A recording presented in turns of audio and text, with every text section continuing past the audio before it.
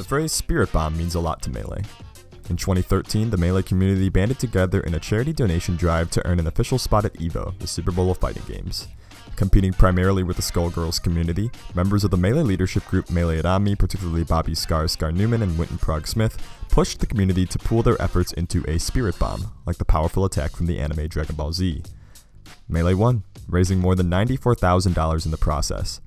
EVO 2013 brought the Melee community into the world of esports. Nothing has been the same since. 4 years later, the 94K high score was surpassed. The event that took the throne in terms of absolute dollars was perhaps as different from EVO as a tournament can be.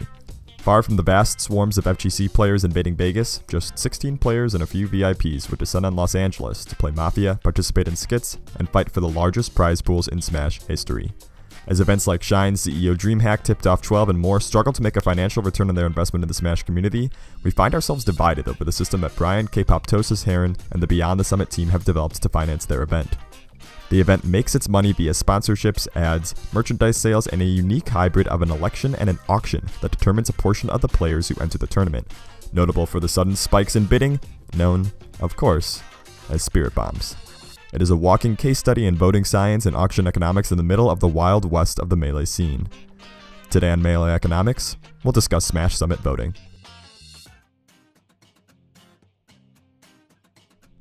What's the point of an auction? Usually we think of a fancy dude speaking in rapid fire, raising prices as people shoot up their hands. In sitcoms, auctions are almost exclusively designed to embarrass the characters who are bid on. But auctions have a very specific purpose. So it's just a mechanism of allocation. So there's lots of different mechanisms out there. One is you just go to a store and they say, here's the price, do you want to buy it or not? And so auctions is just sort of takes that to the extreme and says, why don't you just make me an offer? And whoever gives me the highest offer, they're the one that's going to get the item. That's Professor Robert Ridlon. I'm a professor at Indiana University, Kelley School of Business. And my my area of interest is microeconomics, game theory, and contests/auctions. Very similar to each other. He's helped me a lot in breaking down the economics of the Smash Summit. But stores don't hire auctioneers to sell eggs. Why are some things auctioned and other things sold? So if you go to a store and you just charge a price, usually it's because the store has a good idea of what the valuations are. So like demand, right. Remember that from economics. And so if there's some uncertainty about the valuations or the demand, right. By the seller or whoever's conducting the auction, then an auction mechanism would be better than just trying to randomly pick a price and hope for the best. It's also good for people that in situations where buyers maybe don't even know the valuation, how much they value it. So they got to sort of see what everybody else is going to do. And that's the key. It's hard to know how much a summit slot is worth. The most obvious worth is expected payout, how much you're likely to get from the prize pool based on your skill. If Armada wasn't auto-entered into the summit, he'd have a pretty high valuation for his slot. Less obvious is exposure, a term that's used to screw naive artists and commentators across the world. But in the age of Twitch, exposure can actually be monetized. I tracked the Summit 5 candidates' Twitch followers and viewers over the elimination voting rounds, and found that participation in the summit had a significant impact on both viewership and followers. The potential value of those viewers ranges from a few hundred to many thousands of dollars yearly. Assuming that the Smashers who participated in the Smash Summit voting system, not just the ones that won, retained 20% of their audience and run ads at a fourth of the rate of the average channel on Twitch, I really watered down the numbers because this is super napkin math. Hugs and Mike Hayes could make 7 to 8K more in 2017, Amsa and Chudat 4 to 5K more, and many of the candidates definitely got a good head start on starting their streams through the Summit voting system and the election season. There's also the fact that people are entertained by the Summit voting system. Even if their candidate loses, we get content that we would never have gotten otherwise. But the Summit entry isn't labeled player auction, it's labeled player voting. You get votes in the auction system of using the shop or direct donations, or you can get votes for free if you've attended events. And that's where a lot of the criticisms begin. I interviewed notable sellout manager Fendrick Lamar on his criticisms of selling out. He's also been featured in a great piece on HTC Esports on the subject of Smash voting if you want to hear his positions in more detail. After several analyses of Smash Summit's spending, concluded that Summits 1 through 4 probably didn't make a profit or as much profit as most people think, Fendrick's more tempered criticism comes down to two major pieces. That's the thing, the ratio You're a ratio sharply guy. declined from 4 to 5, where they gave the maximum amount of free votes as 25. That's awful, in my opinion. To 25 votes literally meant nothing. That meant absolutely nothing. I looked at the attendance of events in the period of vote earning for Summit and estimated that about 100 to 200k votes were earned for free. This is pretty hard to estimate, but most other estimates I've researched generally conclude that for free votes were about 15 to 30% of the Summit 5 voting, around enough to get through the 2 pre-elimination voting rounds. So Fendrick is pretty much right. At some point, the Summit is driven solely by those who buy their votes. And then the second major piece. And I felt pissed. I was really mad. I was like, did all this work on Duck's behalf and spent my money on Duck's behalf, and all I got was this lousy hoodie. And it's a good hoodie. The zipper's kind of stuck. Yeah. It's like hard to zip up. But so you wouldn't have gotten the hoodie if it wasn't for Duck? No. Nice.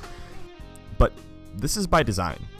Use some item at $100 in an all-pay auction. You don't bid $100 because there's a possibility that you could lose and lose the whole $100 and get nothing. So the Summit represents an all-pay auction.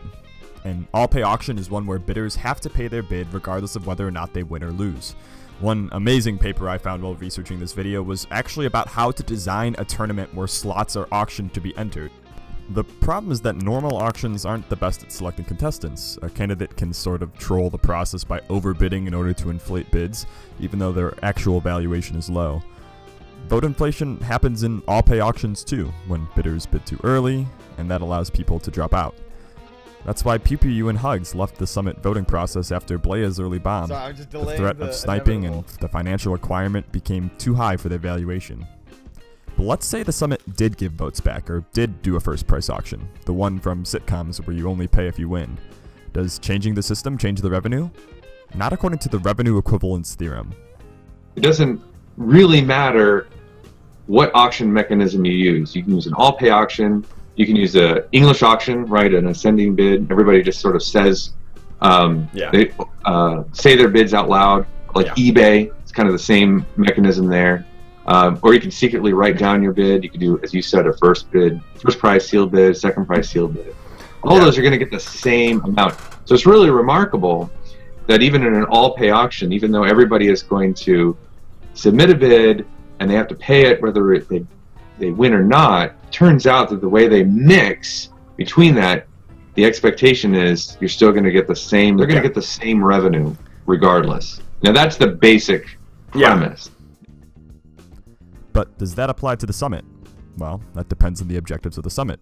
Do they want revenue maximization? Do they want engagement? Do they want the best candidates? Or do you just want to get gyms and casuals involved? Gyms, okay. Yeah. Is that it does generate a lot of buzz. That's a marketing term, by the way. Yeah, of course. Buzz. In a written interview with Ken Hotbid Chen, one of the producers for the Smash Summit, I asked him what the core goals of the Smash Summit are. He stated that our goal with all the Smash Summits is to provide a show that is both authentic to the community, but done in a high-quality professional way. Very few events are able to accomplish this. They either have one or the other, but not both. We want to do a show that is more than just a competition and at a level of quality that is higher than your average grassroots broadcast. One major component of the entertainment value of the Summit voting process are the spirit bombs, or as they're known to most of the world of auction theory, sniping. Sniping is the optimal strategy when voting has a hard cutoff time. It's been observed on Amazon, eBay, and other bidding sites. But many of the Smash Summit snipers are individual donors in the midst of this crowdfunded system. Hotbid told me that he was generally happy that the Summit is able to have this effect. Almost no other event could even come close to getting an individual, non-tournament organizer to drop thousands of dollars on a compendium reward. The Summit points out that Smash isn't a zero-sum game. They're not taking money that would otherwise be spent, they're simply trying to achieve those core goals. But why in the world would a single bidder want to spend thousands of dollars on Mike Hayes? Been here 10 years, still irrelevant. Never getting gold cause that's too far out your element. That's a pretty good reason, but Professor Ridlon has a more academic explanation. And so people like to think that they are making a difference. So if you already have this huge gap, right, then there's the marginal benefit of you adding to that already dominant player is really nothing, right? They're already going to win. It's a landslide, so there's no value of doing that. So what you want is you want to have this really close race, and then you want to come in, swoop in and say, I tipped the scales, right? It was a really close race, and I came in, and my vote marginally counted for a lot. Because imagine this scenario. Mike Hayes gets his Sugar Daddy Spirit Bomb earlier in the day. What happens? The same thing we saw with Blea. Everyone catches up. I asked both Fendrick and Ridlon about reform. They both mentioned changing the exchange rate of dollars to votes, or giving more free votes as a more democratic solution. Second, they mentioned a blackout period. 5 minutes before voting ended each round, bids would go dark, even though you could continue to bid. If someone tried to snipe in this period, they could accidentally waste votes or simply fail to estimate what they need to win. This incentivizes the bidders to actually bid what they value the summit slot at. In the current system, Crush and Hacks actually spent far less money than the other round entries, but their Spirit Bomb sizes were huge. The summit attendees this year were all the ones who, at some point in the elimination rounds, had the largest percent-sized Spirit Bomb. So, Professor Ridlon's and Fendi's proposal would lessen the marginal effect of Spirit Bombs and nerf heavy donors, but it only works if you assume crowd-funded Spirit Bombs are as organized as single bidder snipes.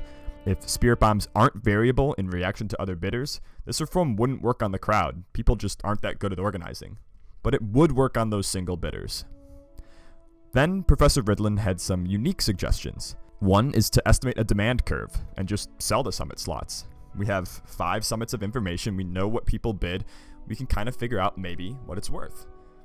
Commit to selling out. You know, in the end, it's going to the people that value it most, and that's an efficient mechanism. Yeah. So, if you like it or not, that you're looking at this inequality. I don't know really where that's coming from. If the person has the money, let them pay it. Let them come in. If it comes in the form of an auction, great. If people don't like that because now it seems undemocratic, then just change the system and just start saying you got to pay to play. I think would be that when you take away the auction, you take away the entertainment. Ridlon's last idea kind of blew me away. Let's hear it. The second thing I want to mention is we're talking about all pay auctions, and when we do all pay, usually when we describe all pay auctions, it means the term is perfectly discriminating. And that means that whoever has everybody bids, everybody pays, but whoever has the highest bid wins, definitely wins, right? So you bid $100 and I bid $90. The $100 I lose. winning. You win because you bid 100. You're the highest bidder, so you win. You pay 100. I lose. I pay 90. It's perfectly discriminating. So the other way is you can look at an imperfectly discriminating all pay auction, and that's where we're both going to bid. We're both going to have to pay it, but now it's not necessarily whoever has the highest bid wins. It's your bid plus some noise. Plus some noise. Some messiness. What would that noise look like? In this suggestion, it's probabilities. So even if you bid 100 and I bid 1, I still have a chance of winning. Small chance, but it's still a chance. Yeah. And this might actually help out your populist group, because they what it does is it gives you a chance. A raffle. You bid 99. You buy 99 raffle tickets, and I buy 1. So you have a 99% chance of winning, and I have a 1% chance of winning. And so that's clear. But you know what? It doesn't mean so you have all these people vote for you, but it doesn't mean you're 100% guaranteed. Still, that chance that I could win, and that it actually is good, because now if this is sequential, which is pretty cool. Yeah, it is. If I'm seeing that 99 won, if I contribute a vote to the underdog, right, the person that only has 1, the marginal benefit of my vote is now really high instead of really low. Yeah. It feels much more impactful to go from 1% to 2% than from 98% to 99%. That's low-hanging fruit. You've just doubled your candidate's chance of winning. That feels great. It also hooks nicely into some of the values we share as a Melee community. Sure, Armada is going to win 99% of his games against unranked players. He'll even four-stock an incredibly high percentage of them. But every once in a while, things change. The raffle system has a drawback. When the candidate pool isn't sufficiently large enough, it is likely that large donors will spend much less. The same part of a raffle that excites voters cheering for the underdog prevents the huge spirit bombs by a few people spending on the overdogs or the favorites. Ultimately, most people agree that Smash Summit is a positive force in the Smash community. But I wanted to make this video not only to discuss the general economic incentives of the Summit voting system, but to talk about a fallacy we need to avoid in Smash. The zero-sum fallacy. The assumption that Smash can't grow, can't access new audiences, can't get new involvement or ideas. If Smash really was zero-sum, and we only have a set amount of money to spend on events, Summit would be exactly what critics say, a huge waste. But Summit is the only event that activates viewers in these high numbers, and it brings in crossover audience, as Hotbid outlines.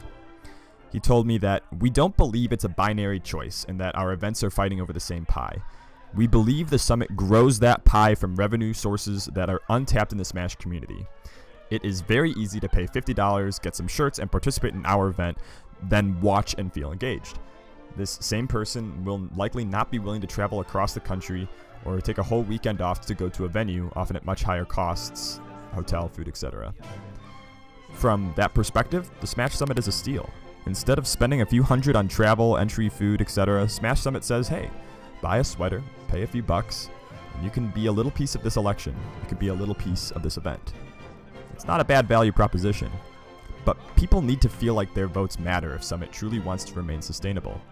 Professor Ridlon had a warning regarding entertainment all-pay auctions. Firms that use all-pay auctions to drive entertainment bidding have historically gone bankrupt.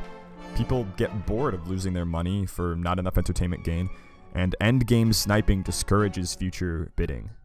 Fendrick Lamar points out a more pressing reason why a voting system in general, auction or free votes, needs checks. No, I saw a good take is that at what point does stuff become physically harmful, right? I don't know if you managed to catch Chew drinking this drink that was like 18 different liquids. It was fucking disgusting.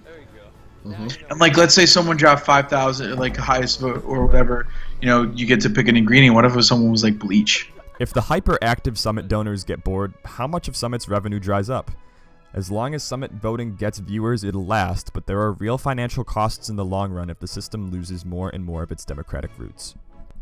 In general, though, I think events need to learn from Summit and figure out how to get viewers to pay up. TOs have for too long relied on attendees for revenue, while thousands of Smash fans watching events have no skin in the game and don't help with sustainability. Some suggestions I talked about with my interviewees included TOs putting aspects of the tournament experience behind a paywall. For example, even though the Big House's 24-hour venue is beloved, it wasn't so beloved that people actually were willing to pay for it this year, so it didn't happen. The second suggestion is to have a paywall for viewership at events, or HD viewership like events like boxing and EVO. This would be insanely controversial at first, but could be an emergency switch if Smash is still getting great viewership, but financially struggling a few years down the line. Third, have players who are crowd-funded guaranteed stream time, even if that means increasing their goal to account for streaming costs. Not a lot of viewers will spend money just to fly Amsa to your event, but if you guarantee that every one of his sick Yoshi matches will be streamed, that's a lot more in line with your viewer preferences. There's a lot of doom and gloom about the Smash scene, but from what I've learned studying Melee economics and comparing to other esports, we have some of the most innovative, passionate people working to keep the scene alive and bring the community together to reach shared goals. And isn't that the point of a spirit bomb?